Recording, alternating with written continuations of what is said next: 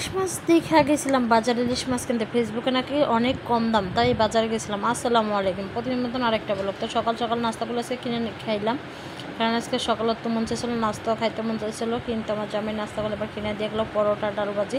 কিন্তু ডালবাজিটা এত খারাপ ছিল, এত বিচ্ছিরি ছিল, খাইতে ভালো লাগে নাই। পরে আমার বাসার তরকারি ছিল, ওই তরকারিগুলো দিয়ে আমি খাইছিলাম, মানে একটু একটু করে খাইছি, ভালো লাগে না। তো বাসার তরকারি ছিল, যে তরকারিগুলো দিয়ে আমি আজকে সকালে নাস্তাটা খাইছিলাম। তো যাই হোক, এদিকে ইলিশ মাছ কিনতে গেছিলাম, ফেসবুকে শুনি যে ইলিশ মাছের অনেক কম দাম পাই। এই সাইজের ইলিশ মাছ 2000 টাকা কেজি। একটা ইলিশ মাছ যদি 2000 টাকা কেজি খাইতে হয়, একটা ইলিশ মাছ এটা পুরো 1 কেজি একটা ইলিশ মাছ উঠছে 2000 টাকা কেজি।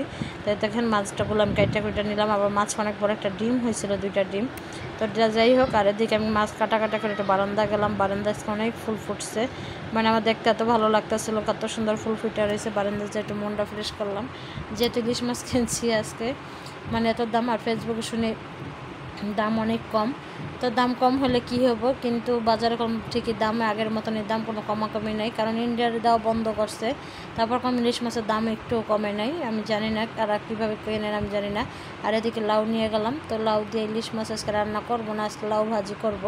আর এদিকে ধুন্দুল দিয়ে আজকে ইলিশ মাছ রান্না করবো, কারণ ধুন্দুল তরকারি আমার অনেক পছন্দ, এই জন্য। তো এদিকে কাটা করে নিলাম, লাউ কেটে নিলাম, ধুন্দুল কেটে নিলাম, মাছগুলো আমি লবণ দিয়ে নিয়েছিলাম। আর এদিকে ছেলেকে একটু ভাজাভুজি করে দিতেছিলাম, আলু আর চিকেন। তো যাই হোক, এদিকে ইলিশ মাছ কিনতে যেতেছে, মাথা গরম হয়ে গেছে, এত দাম।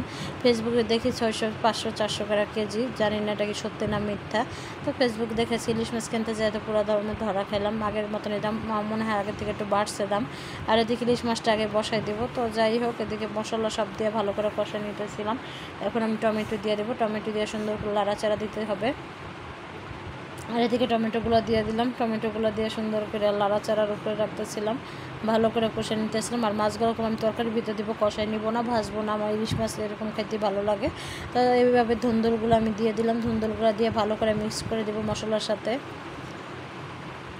আমি যে সরকারি আসুক, দামগুলো তরকারি মাছের বাজার সব কিছুর দামগুলো একটু কমাক, আমাদের সরকার সবই ভালো, কারণ যে যখন আসবে সে তখনই ভালো। আমার হয়তো বাজারের দামগুলো কমাবে, আমাদের মহিলার একটা চাহিদা কি বাজারের দাম কমাবে, গ্যাসের লাইনটা ঠিক মতন গ্যাস থাকবে চুলায়, কারণ সিলিন্ডার রান্না করতে অনেক বিরক্ত লাগে, আর অনেক সময় ভয়ও লাগে। দেখা যায় মাঝখানে চলে যায়, রান্নার মাঝখানে চলে যায়, তখন তো আরও কষ্ট লাগে, আবার কারেন্টের চুলা নামা, আবার রান্না করা একটা ঝামেলা হয়।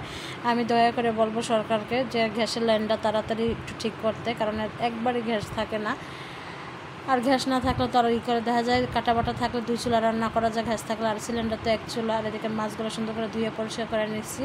আর এদিকে আমার তরকারি এরকম কষানো হয়ে গেছে। আর বাজারগুলো একটু নিয়ন্ত্রণের ভিতরে আনুক। তো যাই হোক, স্বাধীন বাংলাদেশ, স্বাধীনভাবে চলতে হবে, সব কিছুতে স্বাধীনভাবে থাকলে সবারই মন ভালো থাকে। আর এদিকে মাছগুলো দিয়ে দিলাম। আর ইলিশ মাছের ডিমগুলো আমি ছোটো করে কাইটা দিছি, কারণ অনেক সময় দেখা যায় মাছের ডিমগুলো একটু কাঁচা থাকে, এই জন্য আমি ছোটো করে কাইটে এরকম করে পিস করে দিছি, যে আমরাই খাবো, ছোটো হোক আর বড়ো হোক, যাই হোক আমরা এরকম খাবো। আর এদিকে দেখেন মাছের তরকারিটা কত সুন্দর হয়েছে, কালারটা অনেক সুন্দর, কারণ তরতাজা মাছ খেতেও ভালো লাগে। আর ডিমগুলো দেখতে অনেক সুন্দর হয়েছে। আর এদিকে আমি লাউ ভাজিটা বসাই দেবো। তো লাউ ভাজির ভিতরে শুকনো মরিচ দিয়ে দিলাম, আর এখন পেঁয়াজ আর মরিচ দিয়ে ডিম ছাড়া লাউ ভাজি করবো। ডিম ছাড়া লাউ ভাজি মোটামুটি ভালোই লাগে। তো ডিম ছাড়া লাউ ভাজি এসে করে দেখি কী অবস্থা, ডিম ছাড়া লাউ ভাজি অনেক সময় ভালো লাগে।